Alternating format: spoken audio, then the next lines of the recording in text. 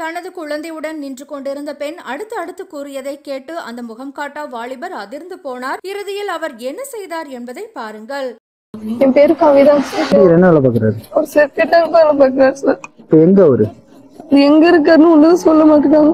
Phone போட்டாலும் எடுக்க மாட்டேங்காங்க. நான் போன் போடாத வைக்க நானே போன் பண்றேன், அதனே நீ போனே போடக்கூடாது அப்படின்றாங்க சார்.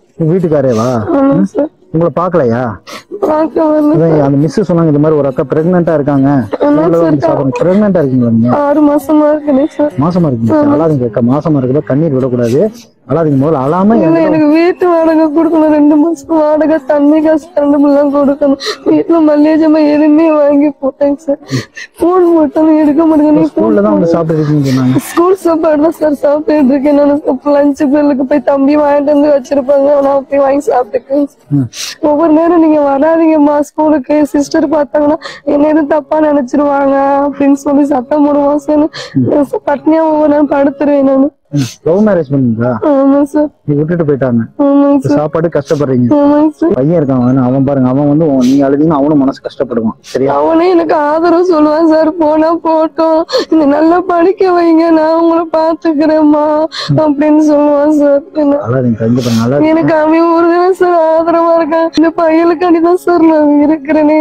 இப்ப நீங்க எப்படி சாப்பிடுறீங்க? நான் என் அம்மா வீட்டுக்கு போனாலும் அங்க அப்பாவுக்கு இடைஞ்சலா இருக்கேன். நான் அவங்களுக்கும் சண்டை வருது. அம்மாவோட விரட்டி விட்டு இங்க இருக்க வைக்காத, இருக்க வைக்க நான் அவங்களுக்கும் சண்டை வருங்க. அம்மா எனக்கு பேசுவா அப்பாவுக்கு பேசுவா அப்படிங்காட்டு கன்ஃபியூஷனாவே இருக்காங்க. அதனால கோச்சிட்டு உடையாந்துருது, என்னத்த அம்மா வீட்டுல போய் இருந்துக்கிறதுன்ட்டு.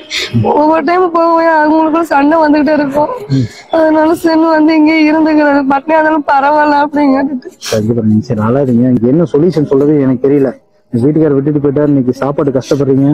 இன்னுமே உங்களோட பாவம் யாருமே சும்மா விடாது. இந்த வயிற்றுல குழந்தையோட இருக்கீங்க, அது 6 மாசம் வந்து கர்ப்பிணியா வேற இருக்கீங்க. உங்களோட பாவம், உங்களோட சாபம் வந்து கண்டிப்பா சும்மா விடாது யாரையும்.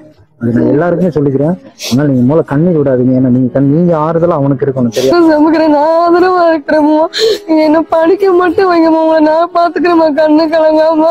நீங்க எந்த நேரமும் அழுவாதீங்கம்மா, சிரிச்ச முகமாவே என்ன பாத்துக்கிட்டே இருக்கோம், என் முகத்தை பாத்துக்கிட்டே இருக்கோம்மா, உங்க மனசுல உள்ள கவலை எல்லாம் தீர்த்துருமா அப்படின்னு சொல்லுவான் சார்.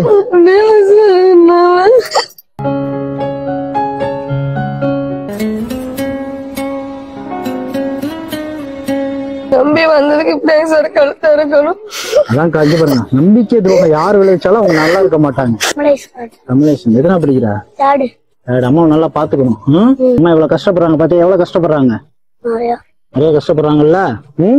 அதனால பாக்குறல்ல, அழக்கூடாது. நீ நல்லா பாத்துக்கணும். இன்னும் 3 நேரம் சாப்பிடணும் 2 பேரும். சரியா? பட்னியா இருக்க கூடாது. சாப்பிடுவல்ல? நீ சாப்பிட்டு யார சாப்பிட வைப்ப? அம்மாவை சாப்பிட வைப்ப. நல்ல பிள்ளை. ஓகேவா? அப்ப நல்லா படி. அண்ணன் வந்து உனக்கு என்ன வேணுமோ, உனக்கு அம்மாக்கு என்ன வேணுமோ அண்ணன் வந்து செஞ்சு தரேன். சரியா? ஓகேவா? வாடகை கேட்டீங்கல்ல, வாடகை பணம் கையில இருக்கு. வாடகை முதல்ல கொடுங்க. வாடகை கொடுக்காம எந்த அவசரமும் சும்மா இருக்க மாட்டாங்க. கொடுங்க. என்னென்ன பொருள் கேட்டீங்களோ, நீங்க மாசமா இருக்கீங்க, நல்ல ஹைஜீனிக்கான பொருள் தான் வாங்கியிருக்கேன். முதல்ல வயிற்றுக்கு வஞ்சம் இல்லாம பட்னியா இருக்கேன்னு இனிமே சொல்லாதீங்க. 3 நேரம் சாப்பிட்டேன்னு சொல்லுங்க. அந்த வார்த்தை உங்களுக்கா இல்லைனாலும் வயிற்றுல இருக்க குழந்தைக்காவது நீங்க சாப்பிட்டுதான் ஆகணும். உங்களுக்கு என்ன தேவையோ நான் உங்களுக்கு செட் பண்ணி தரேன். சரியா? கண்டிப்பா உங்களை ஏமாத்தினா அதுக்குள்ள தண்டனை கண்டிப்பா அவர் அனுபவிப்பார். சந்தோஷமா இருங்க. சந்தோஷமா இருப்பீங்களா? இனிமே உங்களுக்கு நம்பிக்கை இருக்குல்ல? இங்க பாருங்க, அழாதீங்க. இங்க பாருங்க, உங்களுக்கு பழம்லாம் இருக்கு, பழம்லாம் சாப்பிடுங்க. குழந்தை இருக்கு வயிற்றுல, சத்தான எல்லா பழமும் இருக்கு. பாத்தீங்களா ஒரு கர்ப்பிணியோட மனசுல எவ்வளவு கஷ்டத்தோட இருக்காங்க பாருங்க.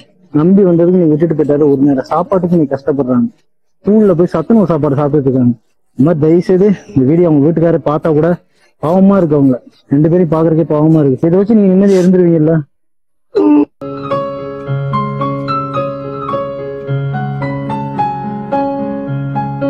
கூறியதை கேட்டதும் உடன்பிறவா சகோதரர் போன்று அவரின் கண்ணீரை துடைக்கும் வண்ணம் முடிந்த உதவிகளை செய்த அந்த முகம் காட்டா வாலிபருக்கு சமூக வலைதளத்தில் பாராட்டுக்கள் குவிந்து வருகின்றது. பெற்றோரை எதிர்த்து காதலித்து திருமணம் செய்தால் வாழ்க்கை சந்தோஷமாக இருக்கும் என நினைப்பவர்கள் இந்த பெண்ணின் பேச்சை கேட்க வேண்டும் என பலரும் இந்த காணொளியை பகிர்ந்து வருகின்றனர்.